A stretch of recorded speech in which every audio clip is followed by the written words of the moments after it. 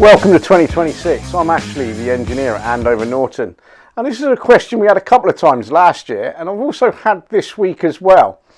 Now, I can understand where the confusion comes from because it was something that was introduced about 5 years ago, and there's a lot about it when you look this up on the web.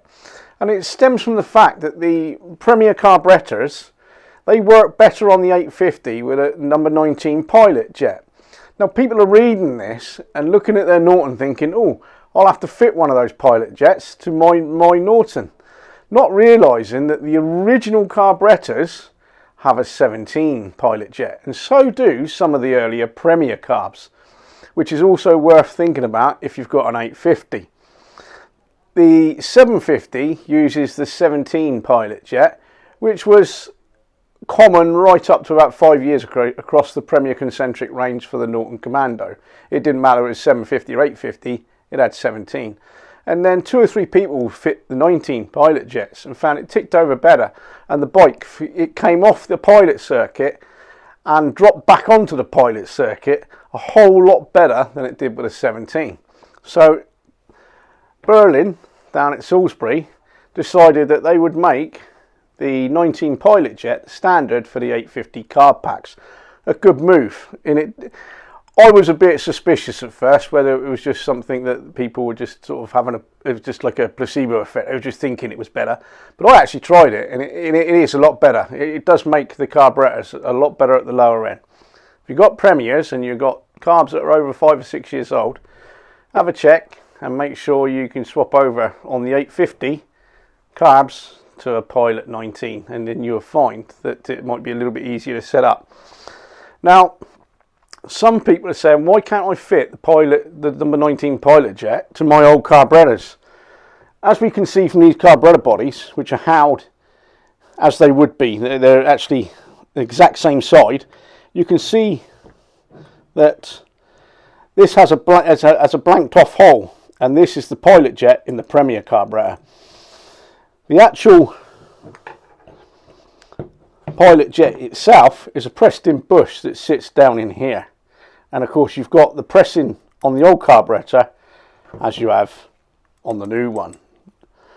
Now the other side you have your pilot air screw, as does the older version. Now this blanking is what some people have done in the past. If they've managed to drill that out or mill that out and then thread it so they can at least clean the pilot jet out down in there. And some people have good success with it.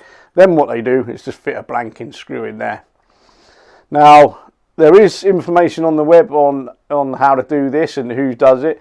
The Bushman carb tuning notes that can be found easily on the web describe how this can be done and how the carburetor works. A really good read so you can see what the circuits do through the carburetor. It'll help you with tuning as well, because once you understand what is happening in the carburetor, it'll make it easier for you to set up the carburetors when you come to set them up, when you've given them a clean or whatever, or fit new, or just refitting different carburetors. Now the other question we get with the carburetors is, I get an O-ring, and in some of the service kits from Amal you'll get a gasket and an O-ring. Do I need to fit both? On the Norton Commando you don't. You only use the black O-ring. You don't need to use the paper gasket. Likewise, some people put the paper gasket the other end of the actual manifold and put it against the heat insulating spacer. I don't know whether it's phenolic or something like that, but it's heat insulating, and then they put the paper gasket there. There have been cases of when the carburetors are flooded, that gasket's got wet and got soggy, and they introduced air leaks. So realistically, you don't use the paper gasket anywhere from the carburetor through to the actual cylinder head on a Norton Commando. It's not worth it. Now, something that's happened recently, and I'm surprised that Berlin haven't been in touch with us to sort it out, is this drain plug washer on here.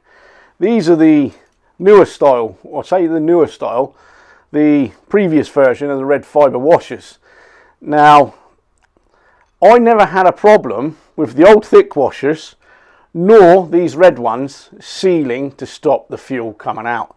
What seems to be the case is that if you fit these harder red fibre washers, it increases the chance of the drain plug coming loose.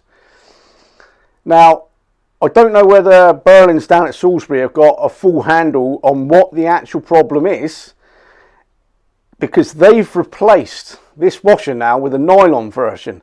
They've not been in touch to ask how many packs have we got on the shelf, can you swap these over to the new nylon version, which I thought they would have done.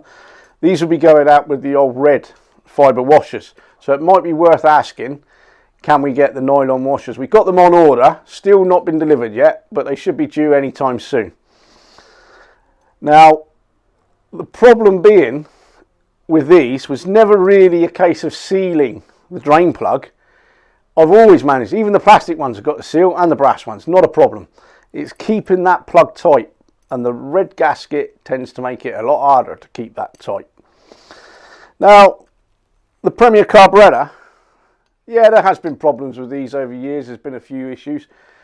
Berlin is sometimes slow to a little bit to react and to rectify things and improve things.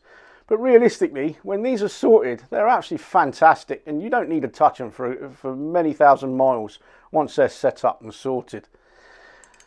The worst thing with any carburetor, whether it's a Premier, an old style, new style, Amal, Mikuni, it doesn't matter, Kian, if you leave the bike standing over winter with dodgy old fuel in it from the summer, there's a good chance that no matter what carb you get, it's going to be gummed up, crudded up, not going to work.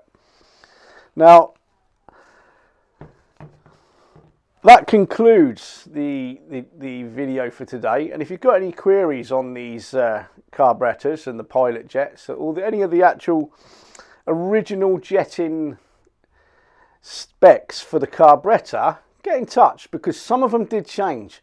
We got the ones that changed for the Atlas, so despite the Amal book containing the original spec, it changed from what's in the book, and we got the latest ones.